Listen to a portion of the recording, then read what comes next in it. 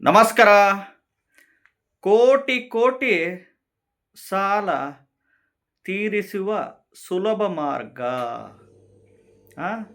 ಈಗ ಲಕ್ಷಗಟ್ಟಲೆ ಸಾಲಗಳು ಮಾಡ್ಕೊಂಬಿಟ್ಟಿರ್ತೀರ, ಕೋಟಿ ಕೋಟಿಗಟ್ಟಲೆ ಸಾಲಗಳು ಮಾಡ್ಕೊಂಬಿಟ್ಟಿರ್ತೀರ. ಸಾಲ ಹೆಂಗೆ ತೀರ್ಸೋದು ಅಂತ ತಲೆ ಓಡ್ತಾ ಇರಲ್ಲ, ಬ್ಲ್ಯಾಂಕ್ ಆಗಿಬಿಟ್ಟಿರುತ್ತೆ. ಇವಾಗ ಈ ಸಾಲ ತೀರಿಸ್ಬೇಕಪ್ಪ ಅಂತಂದರೆ ನೀವು ಯಾವ ರೀತಿ ಯೋಚನೆ ಮಾಡ್ತಿರ್ತೀರ ಅಂದರೆ, ಸೈಟ್ ಇದ್ದಿದ್ರೆ, ಮನೆ ಇದ್ದಿದ್ರೆ, ಅಪಾರ್ಟ್ಮೆಂಟ್ ಇದ್ದಿದ್ರೆ, ಜಮೀನು ಇದ್ದಿದ್ರೆ, ವೆಹಿಕಲ್ಗಳು ಇದ್ದಿದ್ರೆ, ಗೋಲ್ಡು ಇದ್ದಿದ್ರೆ ಏನೋ ಮಾರಿ ತೀರಿಸ್ಬಿಡೋಣ ಅಂತ ಇರ್ತೀರ. ಆಲ್ರೆಡಿ ಅದನ್ನು ಮಾರಾಟ ಮಾಡಿಬಿಟ್ಟು ನೀವು ಅರ್ಧಂಬರ್ಧ ಸಾಲ ತೀರಿಸಿರ್ತೀರ. ಇನ್ನು ಅರ್ಧಂಬರ್ಧ ಉಳ್ಕೊಂಬಿಟ್ಟಿರುತ್ತೆ. ಸೈಟು ಮಾರಿರ್ತೀರ, ಬಂಗಾರಗಳು ಮಾಡಿರ್ತೀರ, ವೆಹಿಕಲ್ ವಾಹನಗಳು ಮಾರಿರ್ತೀರ, ಜಮೀನು ಮಾರಿರ್ತೀರ, ಮನೆಗಳು ಮಾಡಿರ್ತೀರ, ಅಪಾರ್ಟ್ಮೆಂಟು ಮಾರಿರ್ತೀರ.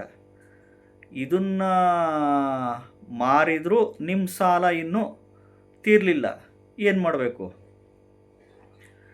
ಇನ್ನೊಬ್ಬರ ಹತ್ರ ಇಸ್ಕೊಂಡು ಮತ್ತೊಬ್ರಿಗೆ ಕೊಡೋದು, ಮತ್ತೊಬ್ಬರು ಇಸ್ಕೊಂಡು ಇನ್ನೊಬ್ರಿಗೆ ಕೊಡೋದು, ಅದನ್ನೂ ಮಾಡಿಬಿಟ್ಟಿರ್ತೀರ.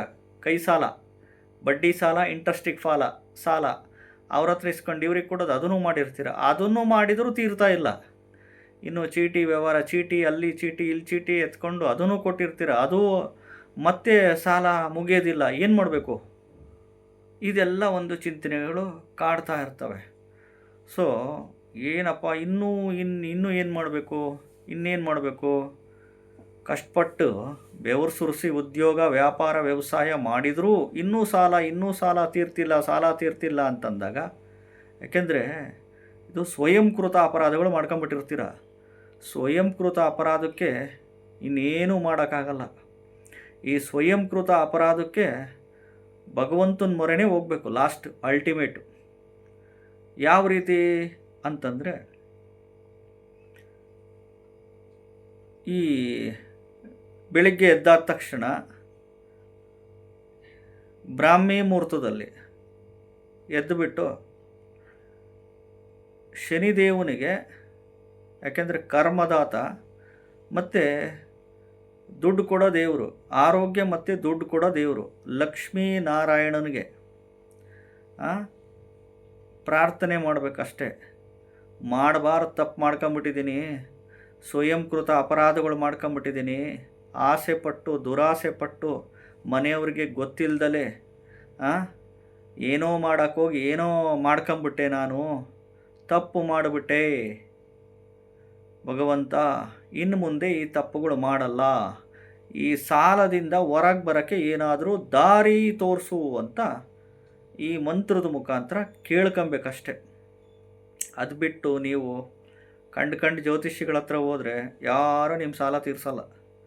ಜ್ಯೋತಿಷ್ಯ ಓನ್ಲಿ ಅಷ್ಟೇ, ಯಾವ ಟೈಮಲ್ಲಿ ಗುಡ್ ಟೈಮು, ಯಾವ ಟೈಮಲ್ಲಿ ಬ್ಯಾಡ್ ಟೈಮು, ದಶಾಭುಕ್ತಿಗಳಲ್ಲಿ ಒಳ್ಳೆ ಸಮಯ, ಕೆಟ್ಟ ಸಮಯ.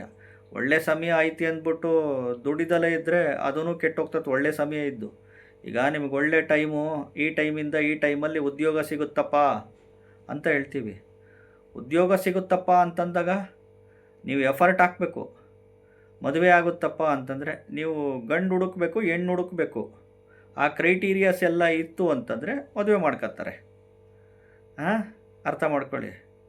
ಸೊ ಹಿಂಗಾಗಿ ಎಸ್ಪೆಷಲಿ ಈ